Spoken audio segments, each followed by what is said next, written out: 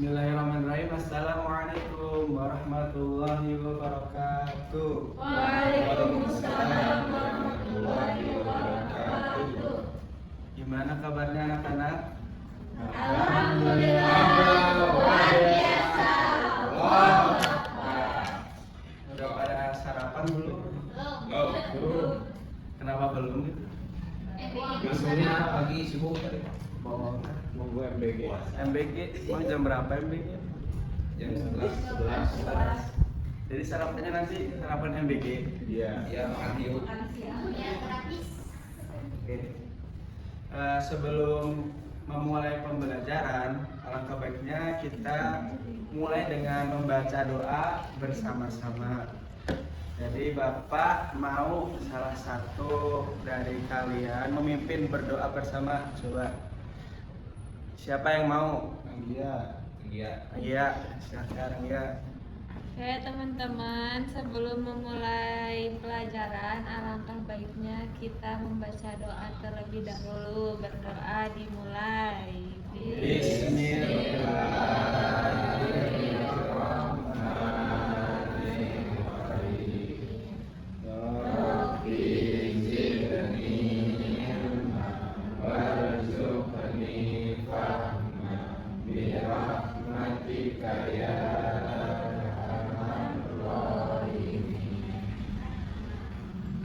Alhamdulillah, semoga dengan kita memulai pembelajaran dengan berdoa bersama, semoga pembelajaran hari ini bermanfaat dan mampu kita aplikasikan dalam kehidupan sehari-hari. Amin. Sebelumnya Bapak mau absen, ini kira-kira ada yang nggak masuk apa enggak? Ada parapi tipes tipes Kenapa? rapihanan tipes. Pauzah kenapa? Izin. Semoga teman-teman kita yang dirasa kurang enak badan ataupun sedang sakit segera disembuhkan oleh Allah Subhanahu wa taala. Amin. Nah, seperti biasa, untuk membentuk jiwa nasionalis kita, mari kita bersama-sama menyanyikan lagu nasional. Jadi Bapak minta buat anak-anak berdiri terlebih dahulu, coba. Nanti kasih tahu. Berdiri, ayo.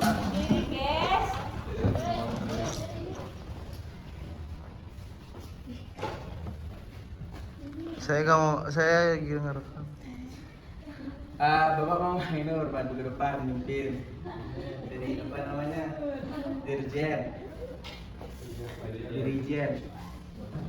Nah, sekarang kita menyanyikan salah satu lagu nasional, yaitu Ibu Kita Kartini. Pada tahu nggak? Tahu. Bapak nggak tahu? Silakan Ibu Kita. 1, 2, 3. Ibu kita Kartini, putri sejati, putri Indonesia, harum namanya. Ibu kita Kartini, pendekar bangsa, pendekar kaumnya untuk merdeka. Wahai Ibu kita Kartini, putri yang mulia, sungguh besar cita-citanya bagi Indonesia. Silahkan duduk kembali.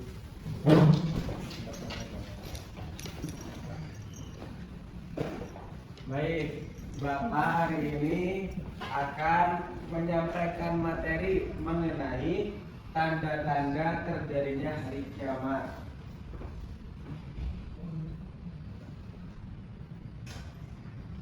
Nah, untuk tujuan pembelajaran pada hari ini, Bapak harap dengan kita mempelajari tanda-tanda tentang hari kiamat, agar peserta didik mengetahui dan memahami tanda-tanda terjadinya kiamat. Setelah itu, supaya peserta didik mampu menyebutkan tanda-tanda adanya hari akhir.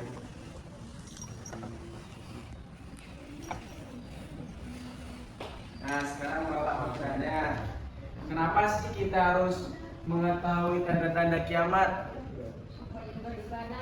Supaya apa? Supaya rajin ibadah. Rajin ibadah, terus Ingat mati. ingat mati, terus Supaya apa? Cuma itu doang? ya menghindari maksiat. Menjadi maksiat. Jadi dengan kita mempelajari ini atau mengetahui ini, diharapkan kita lebih berhati-hati dalam bertindak. Ketika kita sudah mengetahui tentang tanda-tanda kiamat, kita akan lebih menyadari diri dan lebih berhati-hati.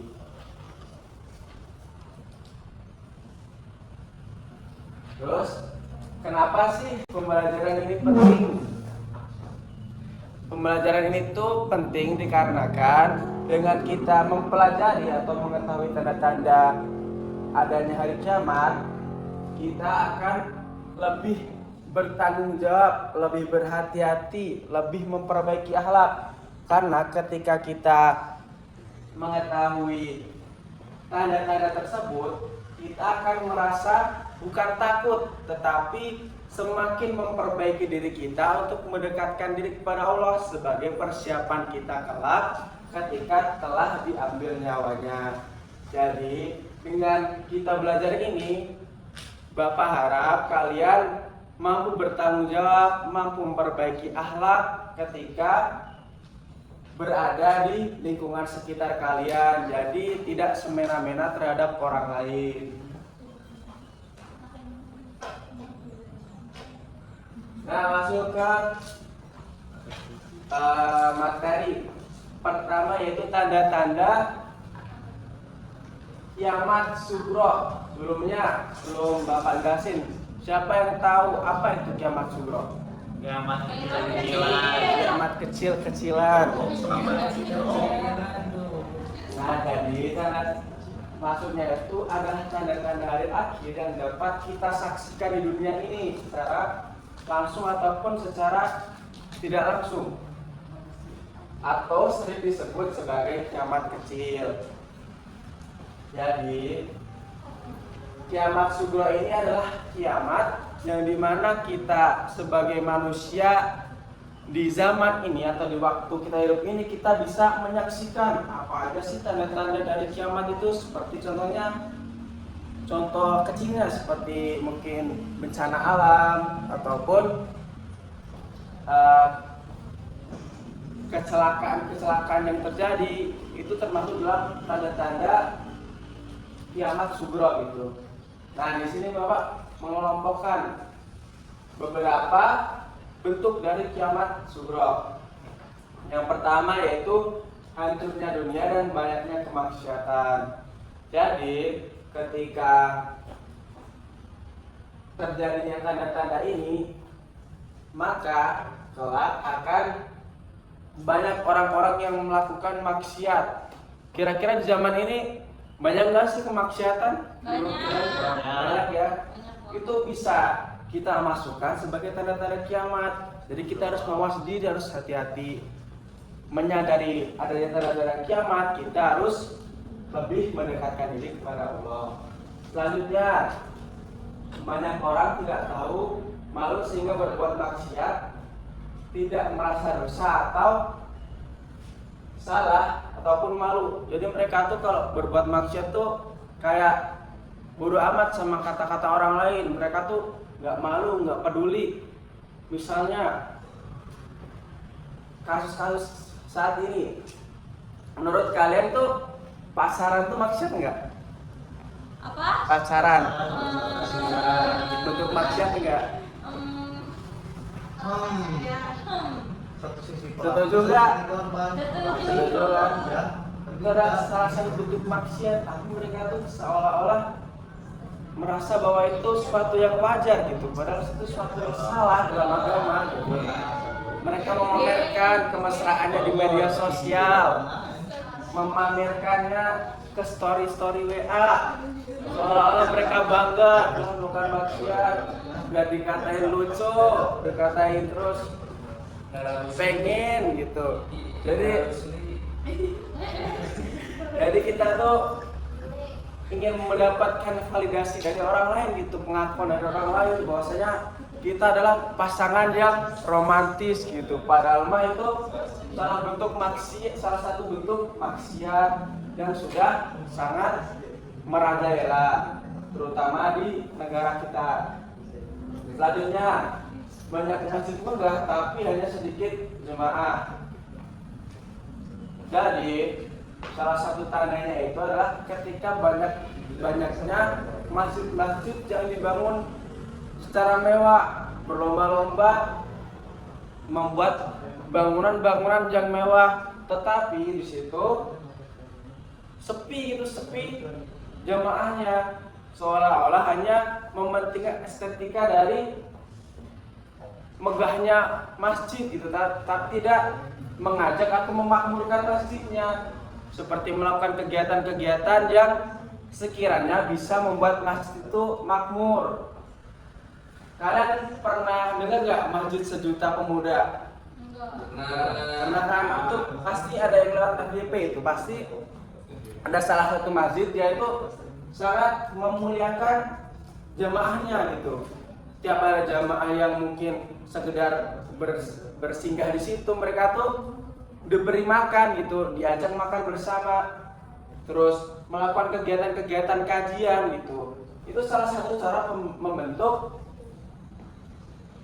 masjid yang banyak jamaahnya. Jadi ketika kita ataupun ada masjid yang megah, itu harus dibagi dengan jamaah yang banyak.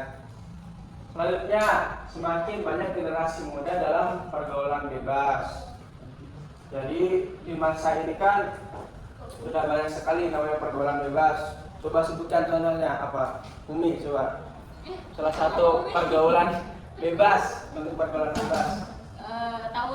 Tawuran, terus coba pergi merokok, terus minum-minuman keras, apa pergi coba? Dugem. Itu termasuk dalam salah satu pergaulan bebas. Itu sekarang banyak nggak kayak gitu? Selanjutnya, banyak anak yang durhaka kepada orang tuanya. Jadi banyak anak-anak yang lebih mementingkan dunia sendiri, tetapi mereka mengacungkan orang tuanya. Jadi ketika kita berada di rumah, jangan sampai kita melakukan perbuatan-perbuatan yang sekiranya membuat kita menjadi anak yang durhaka. Contohnya apa kalau anak durhaka itu? Minta uang marah-marah. Uang marah-marah, itu rendang itu minta erok sebenarnya. Katanya gua kan banyak gitu kasus orang tua yang mendapat perlakuan buruk dari anaknya. Kayak contohnya tuh pernah ada salah satu, yaitu ada anak minta motor ke orang tuanya, ibunya itu. Bayangin ibu-ibu loh itu, bukan bapak-bapak. Anaknya minta ke ibunya, terus ibunya tuh nggak menyanggupin gitu buat beliin dia motor. Anaknya malah mukulin ibunya gitu. Coba bayangin. Demi pengen punya motor, dia rela mukulin ibunya gitu. Itu kan suatu perbuatan yang sudah melampaui batas gitu. Kita mukulin ibu yang udah ngerawat kita dari kecil. Kalian tega nggak kalau kayak gitu? Nggak akan kan? Itu adalah salah satu bentuk turunnya hak pemuda zaman sekarang. Selanjutnya, banyak orang yang enggan mengaji dan mengkaji ilmu agama. Sekarang tuh banyak banget ya orang-orang tuh yang kayak tidak memperdulikan yang namanya ngaji. Minimal lah baca Quran. Sekarang tuh jarang. Sehari aja tuh kayaknya nggak pernah ada yang nggak baca Quran gitu. Sekarang tuh banyak gitu. Anak-anak yang sudah 14. melupakan yang namanya Al-Quran lah. Mereka tuh kayak menganggap Al-Quran itu tidak termasuk dalam tatanan hidupnya gitu. Misalnya seminggu itu sama sekali nggak pernah baca Al-Quran, bahkan ada yang sebulan, bahkan ada yang setahun nggak pernah baca Al-Quran. Dan mereka tuh merasa itu hal yang biasa saja gitu, kayak hal yang wajar gitu kalau tidak mengaji. Nah, jadi kita untuk membentuk diri kita sebagai muslim yang sejati, kita harus membiasakan diri membaca Quran. Nah, teman-teman kira-kira kalau di rumah baca Quran berapa kali sehari? Sekali aja udah, masya Allah itu daripada nggak baca sama sekali. Sekali. Nggak apa-apa daripada nggak baca sama sekali. Satu halaman nggak apa-apa, yang penting dibiasakan gitu. Jangan sampai kita kehilangan jati diri kita sebagai seorang muslim. Kita tuh harus biasa mendekatkan diri kepada Allah dengan cara kita mempelajari ayat-ayatnya. Next. Yaitu tanda-tanda kiamat kubro. Sekarang ada yang namanya kiamat kubro atau kiamat adalah kiamat yang sudah ditetapkan oleh Allah Subhanahu wa taala dan akan terjadi pada saat mendekati hari akhir. Jadi ini lebih ke kiamat yang memang sudah benar-benar terjadinya kiamat gitu. Contohnya, nah, turunnya Dajjal. Kalian pernah tahu nggak ciri-ciri fisik dari Dajjal itu gimana? Matanya satu. Matanya satu, terus tulisan di mana? Di jidat. Nah, ada tulisan makanya di jidatnya. Itu adalah salah satu tanda-tanda dari kiamat kubro, yaitu turunnya Dajjal yang menyebar fitnah di dunia, yaitu merayu manusia. Jadi misalnya hari-hari mendekati kiamat itu banyak terjadi yang namanya kelaparan, kekurangan pangan, terus kekeringan di mana-mana. Dajjal itu datang seorang pahlawan gitu, dia itu membantu semua orang, seolah-olah memposisikannya dia itu sebagai seorang Tuhan. Ketika kekeringan, dia tiba-tiba menyediakan air. Ketika kita kehausan, tiba-tiba dia ngasih minum ke kita. Ketika kita kelaparan, tiba-tiba dia memberi makan kepada kita. Jadi itu membuat manusia itu seolah-olah menganggap dia itu sebagai Tuhan gitu, menyelewengkan pikiran awal mereka yang percaya dengan Allah Subhanahu wa taala menjadi merasa bahwa Dajjal ini penyelamat mereka gitu. Padahal itu adalah salah satu cara dia menjerumuskan manusia ke dalam neraka gitu.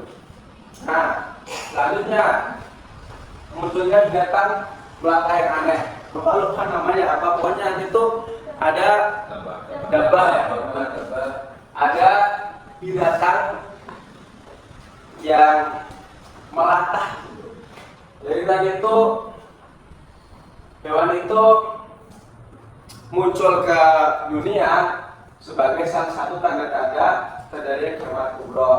Selanjutnya matahari terbit dari sebelah barat, yaitu tempat terbenamnya yang berlawan dengan tempat terbitnya. Biasanya matahari terbit di mana? Timur. Terus bayangin kalau seandainya matahari terbit dari barat gimana? Panik ya. Terus apa lagi? Takut. Kenapa tiba-tiba matahari yang biasanya terbit di timur kok tiba-tiba terbit di barat gitu? Itu adalah salah satu tanda-tanda kiamat besar, sudah salah satu anomali yang ada di dunia. Orang biasanya matahari terbitnya di sana, kok tiba-tiba jadi di sana? Kan aneh gitu. Jadi itu ketika kita melihat terjadinya terbitnya matahari secara berlawanan, maka itu termasuk dalam tanda-tanda kiamat kubra. Selanjutnya, keluarnya gas batu dari semua sudut bumi. Apa coba gasnya namanya? Yang dia itu nanti bakal membunuh orang-orang yang beriman, tetapi menyisakan orang-orang yang kafir. Itu adalah salah satu tanda-tanda terjadinya kiamat. Jadi nanti itu ada kayak satu angin yang melewati bumi. Ketika mengenai orang yang beriman, maka akan meninggal orang-orang yang beriman.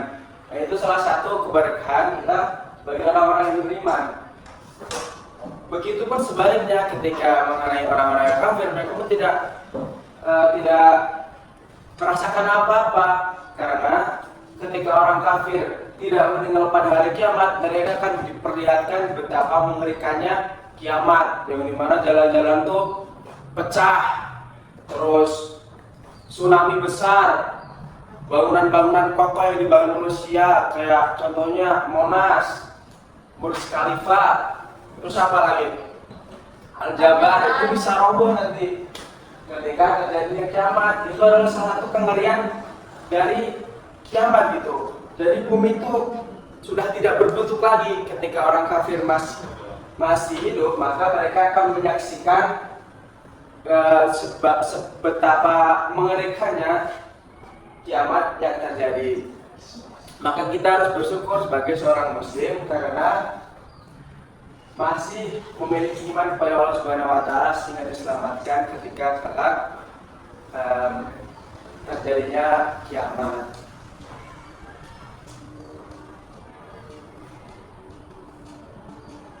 Nah, sekarang kita mengerjakan tugas. Bapak nggak mau aneh-aneh, terus cuma paling dibagi 3 kelompok aja.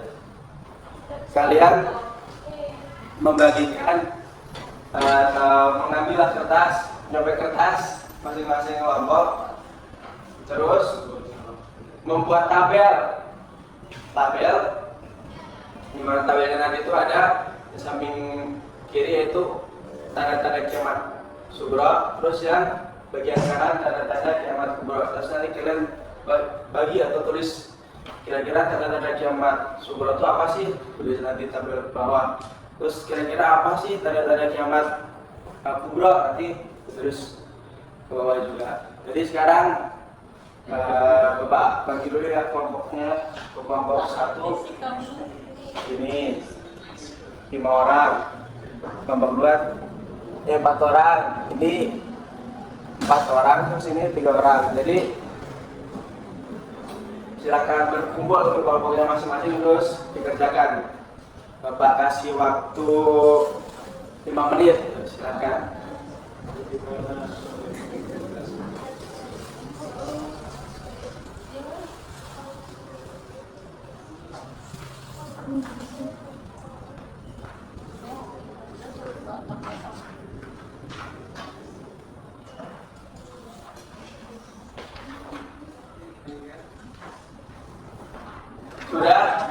Sudah Pak, ini mana kelompok itu?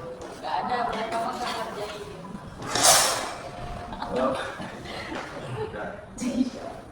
Dari kiamat sughra dan kiamat kubra. Semoga nanti ini bisa terus diingat supaya kita mampu mawas diri gitu.